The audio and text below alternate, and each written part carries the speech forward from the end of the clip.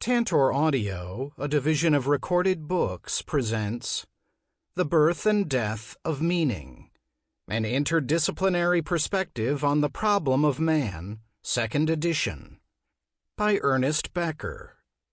Narrated by Chris Sorensen. Preface. This is an ambitious book. In these times, there is hardly any point in writing just for the sake of writing. One has to want to do something really important. What I have tried to do here is to present in a brief, challenging, and readable way the most important things that the various disciplines have discovered about man, about what makes people act the way they do. This is the most intimate question that we know. And what I want to do is to present to the intelligent listener that knowledge that the experts themselves get excited about. One curious thing that separates the social from the natural sciences is that the natural sciences, with much fanfare, immediately communicate to the general public their most exciting new ideas. The social sciences tend to nurse their significant insights in scholarly oblivion. As a result, people feel that the social sciences are not doing anything important or exciting. But the opposite is true. Probably the most thrilling and potentially liberating discoveries have been made in the fields of anthropology, sociology, psychology, and psychiatry. The result is that we are today in possession of an excellent general theory of human nature, and this is what I want to reveal to the listener. But we have also known for a long time that one of the reasons the social sciences work in oblivion is that they are not getting at knowledge that instantly makes people feel powerful and satisfied, that gives them the sense that they are taming their world, taking command of its mystery and danger. The science of man is the science of man's knowledge about himself. It gives a chill in addition to a thrill, the chill of self-exposure. We may be the only species in the universe, for all we know, that has pushed self-exposure to such an advanced point that we are no longer a secret to ourselves. As we will hear in this book, the exposure of this secret is in many ways very unsettling, very anxiety-causing. If we could become comfortable with this knowledge and make it the general property of large masses of voters and their political representatives, there is no doubt that we would probably become one of the wisest planets in the universe, at least of our own form of life, and we would deserve our species title Homo sapiens, man the wise. We have a long and improbable way to go to accomplish this personal and political task, but my ambition in writing this book is nothing less than to contribute some small bit to that staggering end. An easily graspable synthesis of what we must know about ourselves if we are to deserve our name. In its original form, this book was a series of lectures to residents in psychiatry given by a fresh Ph.D. in anthropology. Now, in this new, extended, and almost wholly revised edition, I have been able to draw on another decade of experience as a teacher trying to get at essentials and to make them clear and challenging. This book is written for a wider audience, and it draws on a wider spectrum, including religion. One of the main characteristics of this new edition is that I have been able, finally, to make my peace with Freud, and to come to terms with what is vital in Freudian theory. In the original edition, I spent much time firing volleys at Freud's instinct theory, only to learn as I pressed my study further that the battle had long since moved on, and that others had long ago carried the day that I was so hotly contesting. I was left red-faced but wiser, which sums up the whole experience of scholarship anyway. The whole of modern psychiatry and psychoanalysis itself has moved sagaciously beyond Freud in the familiar names of Alfred Adler, Wilhelm Reich, Otto Rank, Kurt Goldstein, Harry Sullivan, Karen Horney, Erich Fromm, Ludwig Binswanger, Medard Boss, F. Buitendijk, J.H. Vandenberg, Viktor Frankl, Ronald Lang, and now Frederick Perls. This has made Freudian psychology a truly organic part of the general movement of ideas, tying it into the work of William James, James Mark Baldwin, Dewey, and even lesser-known thinkers like F.M. Alexander. What was accomplished in this merger was to get the total human organism back into the theory of the workings of the mind, so that the early functional psychology and the psychoanalytic and existential psychology are now one. This is a crucial historical achievement not only as a linkage of the history of ideas, but also as a secure platform for future work. What is there now left really to argue about? We are in possession of a mature scientific psychology that, as I hope to show in this book, is the most powerful critical weapon that we have for the potential freeing of men. There are two thinkers above all to whom I personally feel specially indebted for this mature psychology, and whose vital work I had previously slighted to the real detriment of my own. One of them, Erich Fromm, is well known, but I think that his carefully wrought and cumulative work has not yet been sufficiently appreciated for what it is, and for how centrally it stands in the Enlightenment tradition. The other thinker, Otto Rank, is today almost wholly neglected, and this new edition represents only a first reflection of my ridiculously belated discovery of his breathtakingly brilliant work. Rank truly is the brooding genius in the wings of psychoanalysis, and we have only just begun to hear from him. For example, in the work of Robert J. Lifton. I am not trying to absolve myself of brash ignorance, but there is something perverse about our university education when it fails to show us the authentically cumulative tradition of thought. We have to discover the vital thinkers on our own, and accidentally. Our teachers, if anything, pooh-pooh the very people we should be studying, and we spend needless years just randomly and with luck coming into our own heritage. Finally, belatedly making peace with Freud and leaning onto Fromm and Rank means accepting into one's thought a truly rounded and less rosy view of human nature.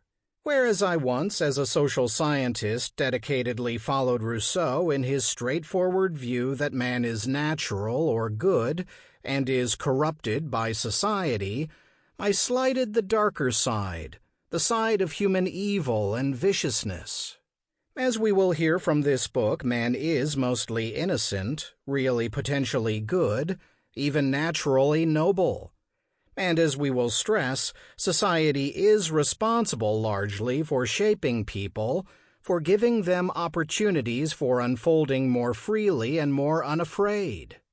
But this unfolding is confused and complicated by man's basic animal fears, by his deep and indelible anxieties about his own impotence and death, and his fear of being overwhelmed and sucked up into the world and into others.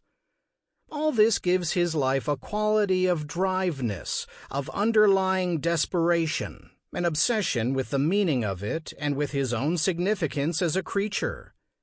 And this is what drives him to try to make his mark on the world, to try to twist it and turn it to his own designs, to bury over the rumbling anxieties. And this usually means that he tries to twist and turn others, make his mark on them, use them to justify his own problematic life. As Rank put it so bluntly, man creates out of freedom a prison. This means every man in any society, from the most primitive to the most civilized, no matter what the child training programs or economic systems. I don't mean to imply that Rousseau has been negated or supplanted, and that Enlightenment hope is an empty fantasy, but only that modern psychology has revealed that the task of bringing into being the new world that Rousseau hoped for will be so much more problematic and difficult than he dreamed. This should simply reinforce our own dedication.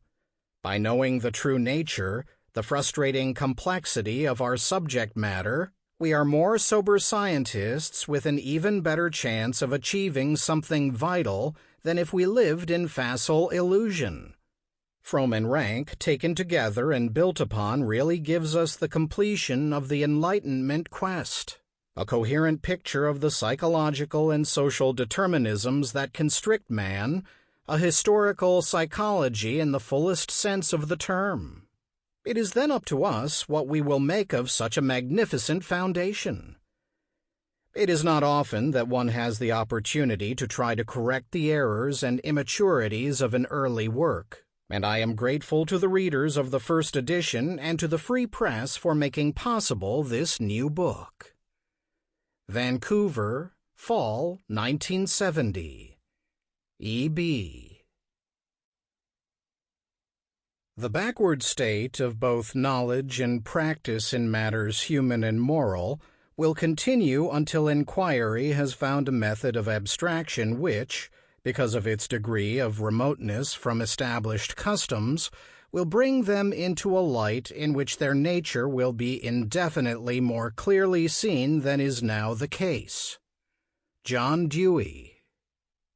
May we not be justified in reaching the diagnosis that, under the influence of cultural urges, some civilizations or some epochs of civilization, possibly the whole of mankind, have become neurotic?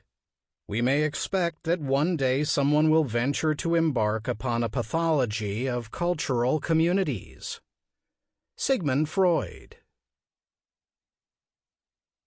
Chapter 1. The Man-Apes. A Lesson for Thomas Hobbes.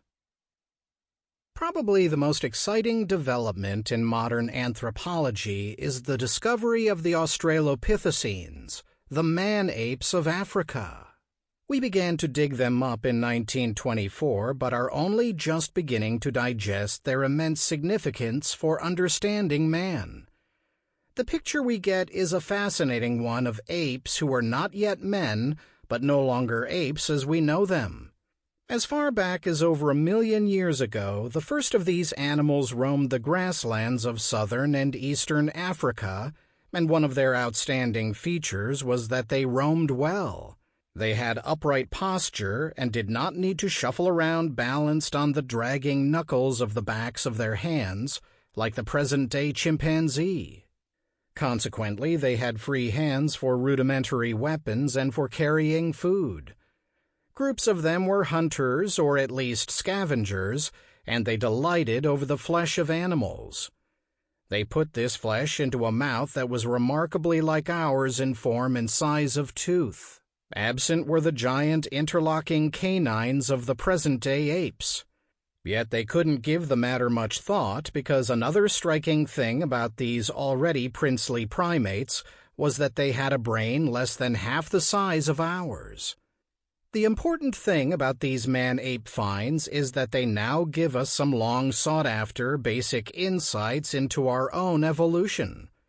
We can now understand that most of what we call distinctly human is based on our taste for meat. And meat is elusive and needs to be hunted down. In other words, we became men by fashioning tools and weapons and hunting in groups. And in order to be efficient hunters, we had to devise new forms of social organization, forms unknown and unnecessary among our vegetarian subhuman cousins, the monkeys and apes. We used to think that a large-brained upright primate arrived on the evolutionary scene, and that this large brain permitted him to learn to use tools, develop complex speech, see the difference between the way things are and the way they ought to be, and so laugh and cry, carve and draw, and ceremoniously bury its own kind to defy the tragedy of death. But now we see that man's large brain is a rather late development. First, we had an upright animal who learned how to use tools and to hunt, and this seems to have provided the stimulus for developing the brain. As you read the fossil record, it appears that the man-ape's taste for meat was progressively satisfied by increases in hunting skill. In the layers of fossil finds, we see gnawed, broken bones of larger, more ferocious animals succeeding the smaller, more defenseless ones. The hunters seem to be slowly coming of age, taking possession of the world around them more masterfully and surely. In the beginning, they were probably scavengers trying to chase large animals away from their kill. Later, they went after the animals themselves. But as we said, in order to be efficient hunters, these man-apes had to develop new forms of social organization. Their increasing skill depended on new inventions of a social kind. Popular writers today try to convince us that what we call distinctly human is something that we really share with the baboons. Rugged individualism, indiscriminate sex, selfish grabbing of food and females, fighting for domination of the weak. But to make such analogies is not only cheap journalism, it is all wrong. Anthropologists know better. Man developed away from the apes precisely because he had to hunt meat. And if you want to hunt meat, you cannot afford yourself the luxury of baboon behavior. For one thing, if males want to get larger game, they need to cooperate in the hunt. The larger and more dangerous the game, the more sensitive and intimate the cooperation. This means you cannot fight over the kill or over the females back at the camp when you bring back the kill. The band has to function as an organized unit that prepares together in repose and that plans together in action. And so you need rules about social relations. The best way to get cooperation among volatile, erotic primates is to regulate sexual relations. Who can mate with whom can live with whom regularly, and so on. By setting up such customs and marriage taboos, you establish families and provide sexual partners between families. In a word, the invention of sexual codes establishes harmony and cooperation in mating units and in bands composed of such units. And the result of this, as Marshall Solins has so well pointed out, is that you get your recognition from others not on what you take, like the baboons, but on what you give. Among primitives today, the main reward of the one who kills the big animal is the prestige of being able to distribute it to his family and to others. Often the hunter himself gets the smallest share or the least desirable part of the animal. Unlike the baboon who gluts himself only on food, man nourishes himself mostly on self-esteem. It could not have been different among the earliest hunting bands if they were to survive. The hunting band lives in the security of internal peace necessary to get food, of the right of all to partake of what food there is, and of the certainty of the provision of regular sexual partners for all. In this way, society provides the means for the survival and the coming of age of all its members.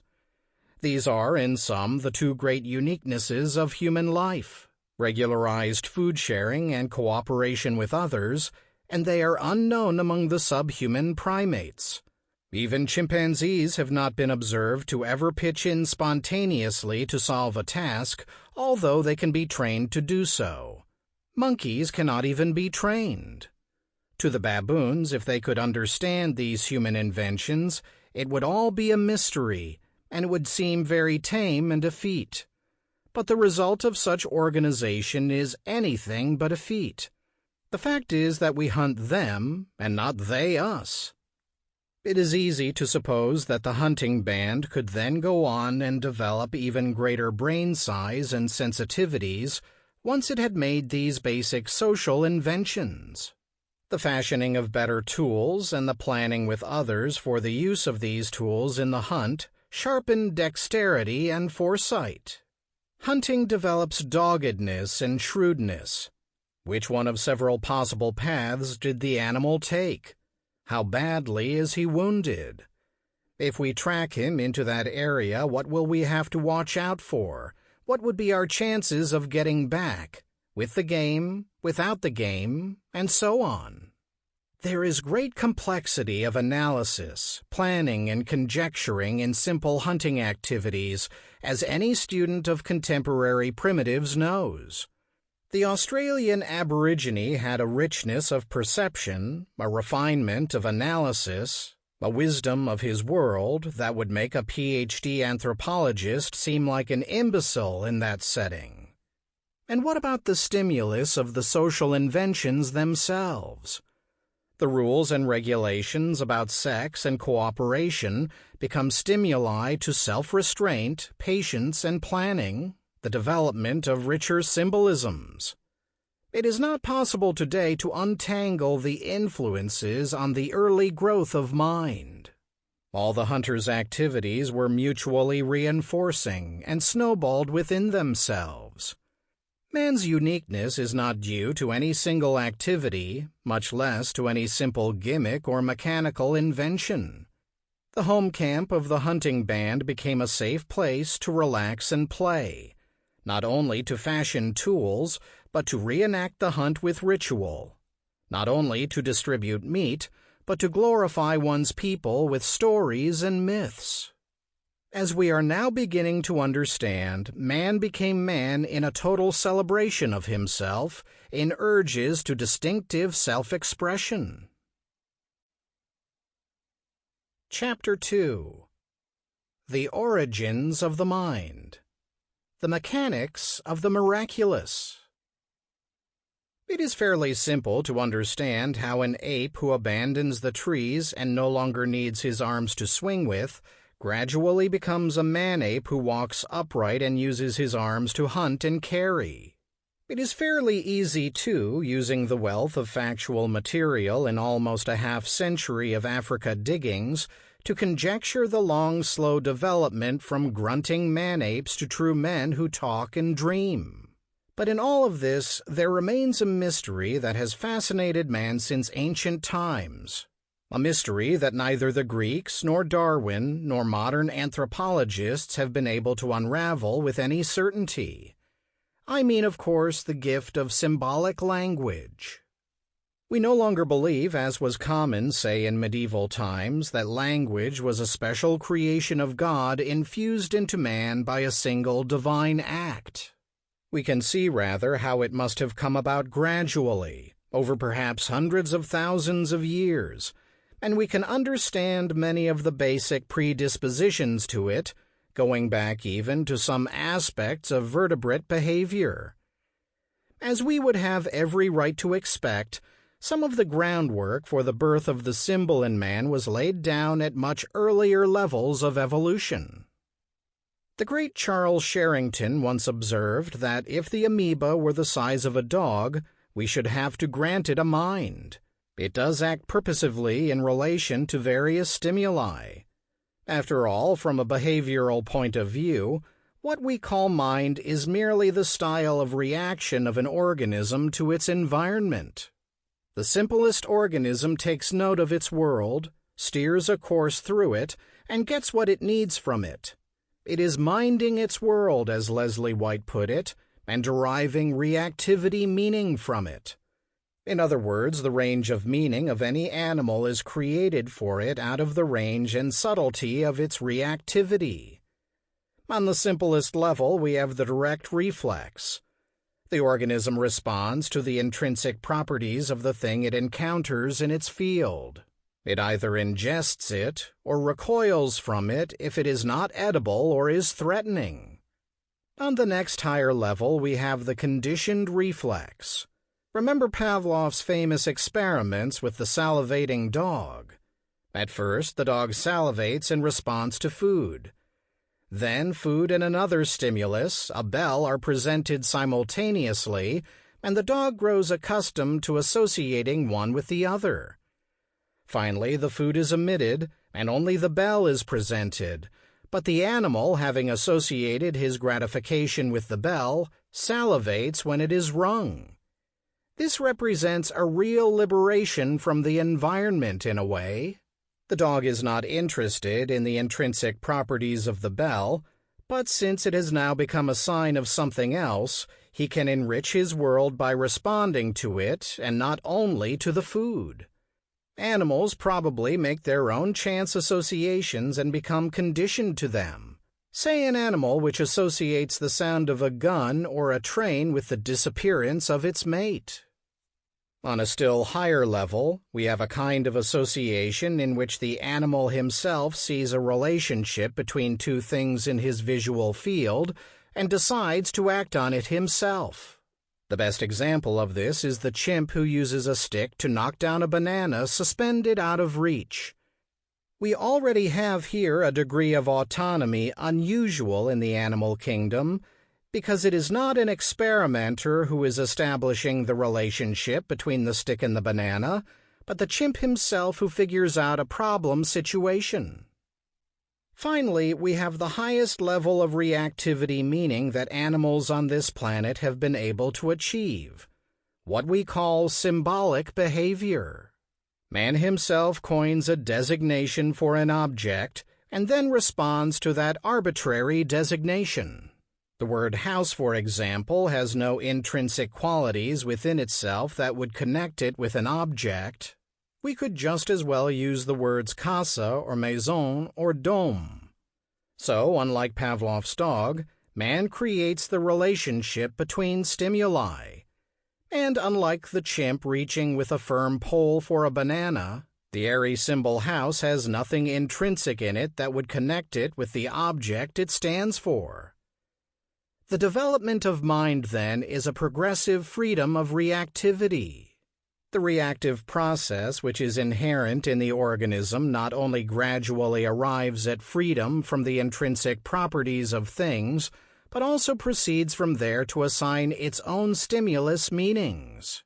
Mind culminates in the organism's ability to choose what it will react to. White calls this a traffic in non-sensory meanings. Nature provided all of life with water, but only man could create the symbol H2O, which gave him some command over water, and the word holy, which gave water special powers that even nature could not give. Vertebrate backgrounds to the growth of mind. Surely the development of the brain to its present size and complexity in man is one of the astonishing science fiction aspects of evolution. It represents a sensitivity to the environment unique in the animal kingdom and in the universe, for all we know.